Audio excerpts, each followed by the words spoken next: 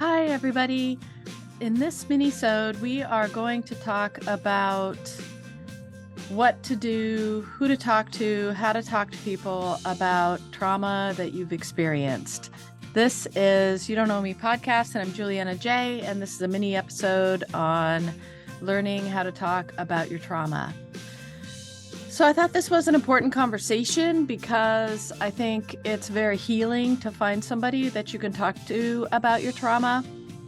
But it's hard to find somebody unless you're going to a therapist. And if you're going to a therapist, certain things you should really work on for yourself as you talk about your trauma. So talking about trauma can help you sort of process your emotions and experiences a little bit more, just saying it out loud. Sometimes, like for some of us, our trauma was childhood, and in your childhood, you maybe just suppressed it, didn't really talk that much about it. Maybe you didn't have the language to talk about it at the time.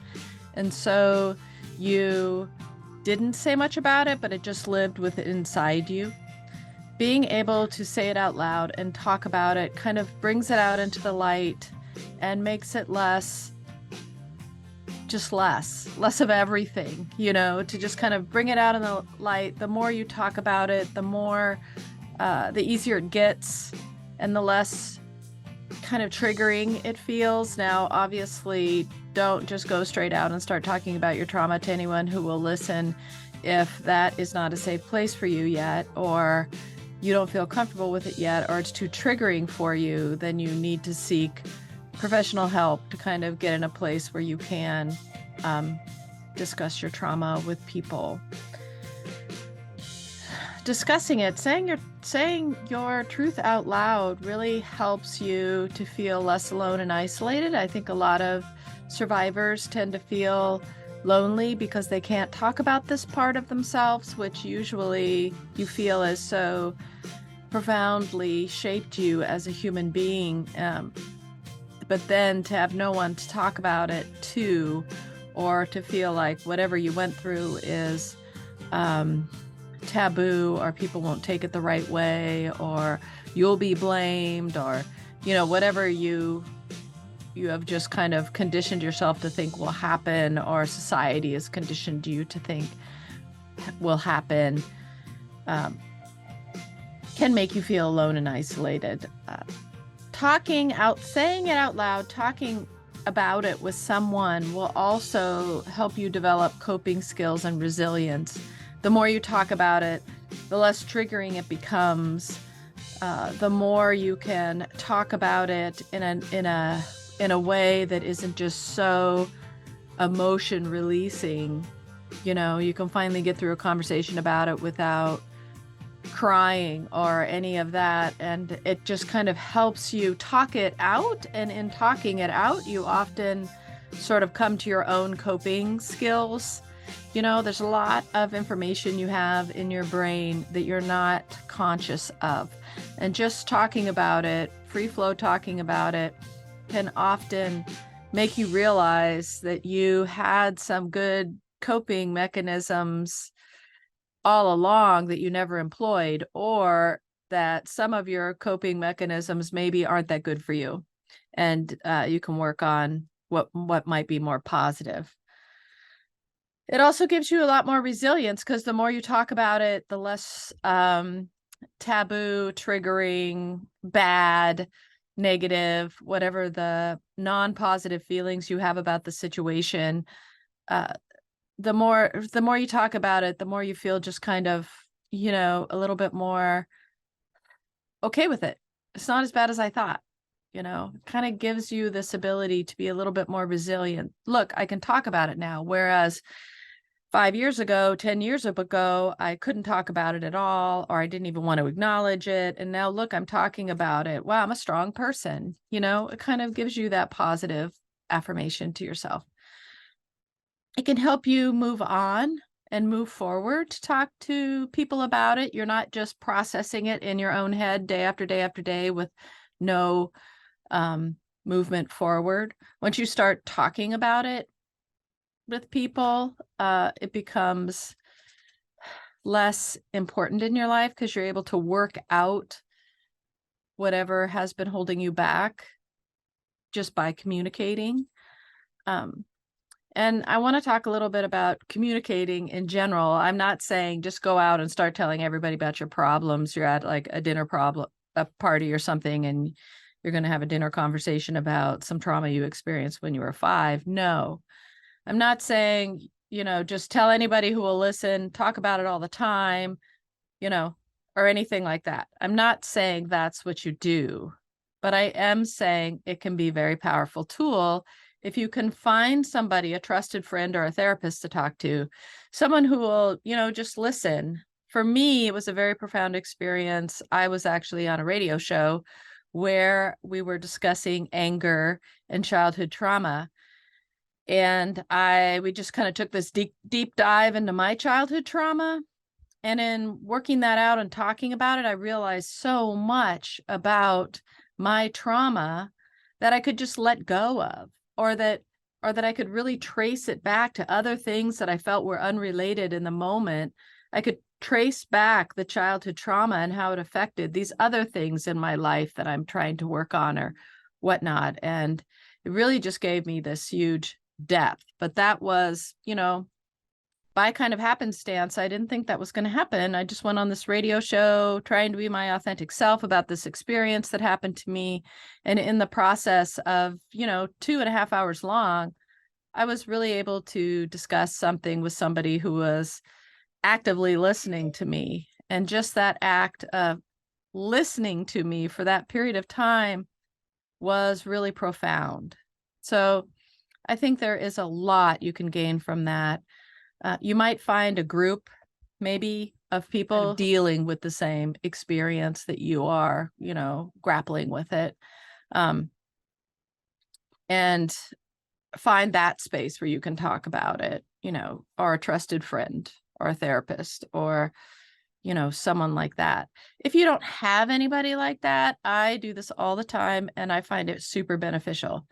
Talk to yourself in the mirror about it. Look into your eyes, talk to yourself about it, be serious. I know at first it's like really weird. You feel lame, and it's embarrassing, even though no one's there but you. It's still strange, for you to start doing something like that, especially if you've never done it before. But then you'll get used to it and I kind of talk to myself all the time. It's now getting to a point where I have to realize, like, don't talk to yourself while you're in the grocery store line or whatever. I don't talk about those things per se, but I've really just learned to talk about everything that I'm unsure of or don't know about, or I have a problem or something happening. I talk to myself about it. I have that outwardly dialogue where it's auditory that I'm talking about it. And oftentimes I'll have some sort of epiphany or something, and then I'll write that down to remember. I think that's really important, along with role playing and things like that. So also, once you start talking about the trauma or issues that you're having, it will become less difficult over time, but start with the least difficult points of your trauma. Don't dive right into the worst possible thing that happened, but just start small with little tiny things. I started with kind of like, I don't really feel comfortable doing that because I'm a survivor, and that I find that triggering. I just started with something very similarly like that. Like, you can't really just yell, like go on a rant in front of me, because I find anger very triggering. It's very hard for me. And I can't even understand what you're saying because now I'm in flight or fight mode, and I never explained more than that. Just slowly over time, I explained a little and a little and a little about it. And it became easier and easier as time went on. And here's a big one. Be patient with yourself, like if you go to talk to somebody, like say a therapist, this has also happened to me, and you're going to tell them your whole truth, and then you get in there and you can't do it for whatever reason. It's too close to your heart. It's too traumatizing. You're getting re-triggered. You're just going to cry the whole time and you don't feel comfortable crying in front of the person, whatever it may be. be good to yourself, allow yourself to take time to figure out even what to say. Sometimes we've buried our trauma so deep, we know it's there, but we don't really know a lot about it. Do we want to even remember it? That's another thing to ask yourself. Do you want to remember it, or do you want to just get over it in a different way? There's a lot of other ways to work through trauma. I'm just giving you this one way. If it doesn't work for you, obviously it doesn't work for you.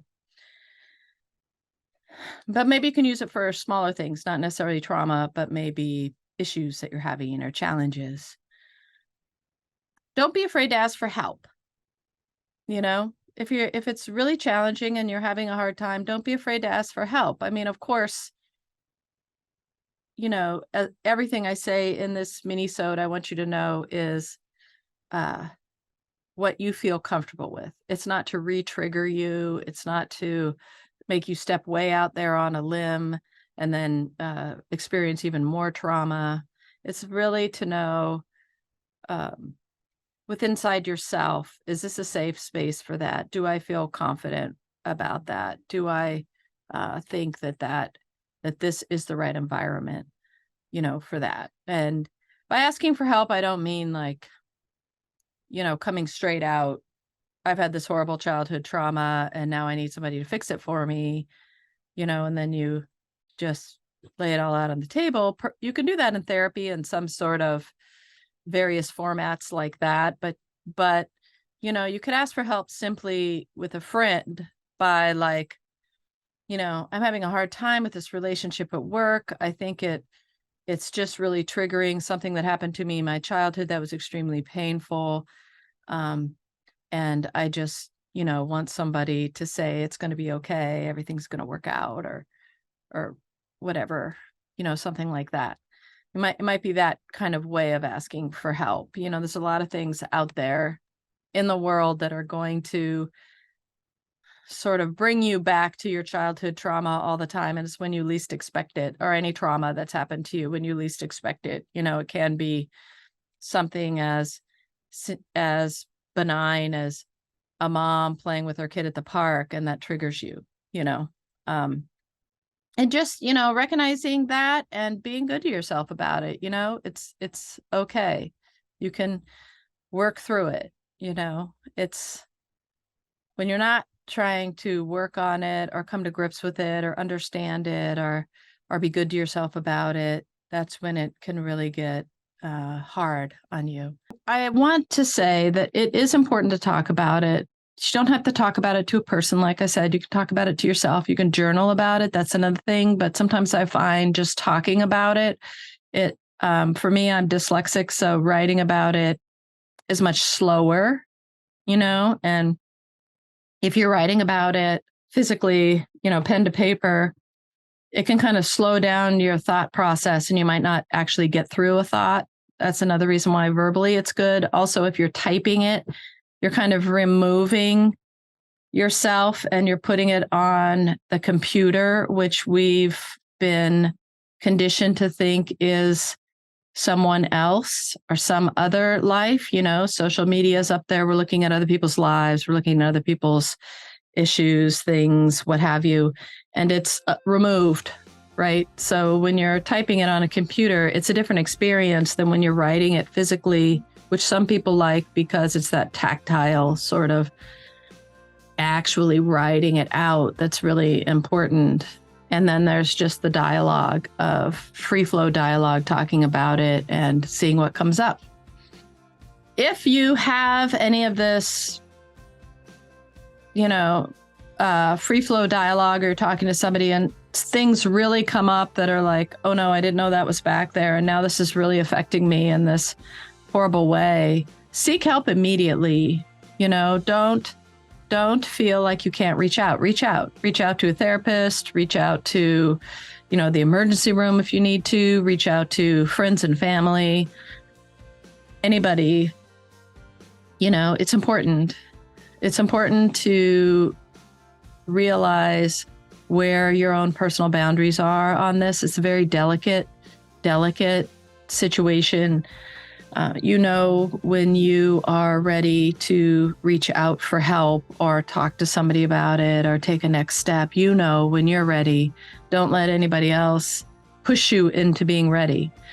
You'll know when you're ready, and then, take a baby step towards that, whatever it is. It might be just feeling out the waters of what you can say or can't say, or deciding you have a boundary. I have a boundary where people just can't rant to me. I can't, I'm not at a place where I can deal with that yet. I can't handle it, or something like that, whatever it might be. I can't go out to dinner at this particular restaurant because something horrible happened to me there and I never want to go there again.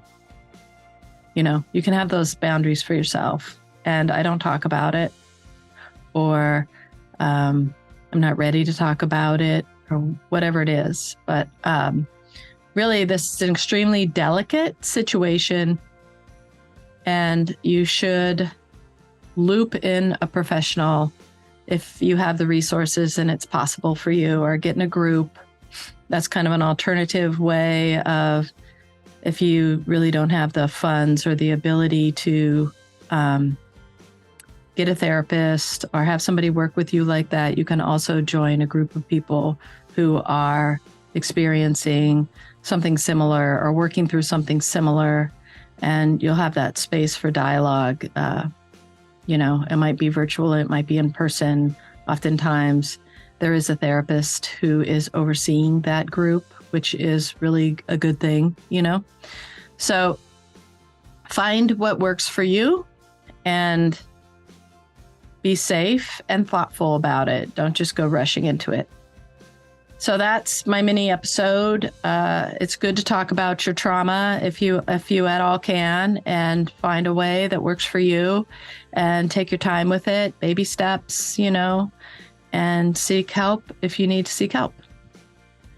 All right, everybody. I hope this helped you if you're struggling with trauma by yourself. But know that I love you and I support you, and I'll see you in the next one. Take care.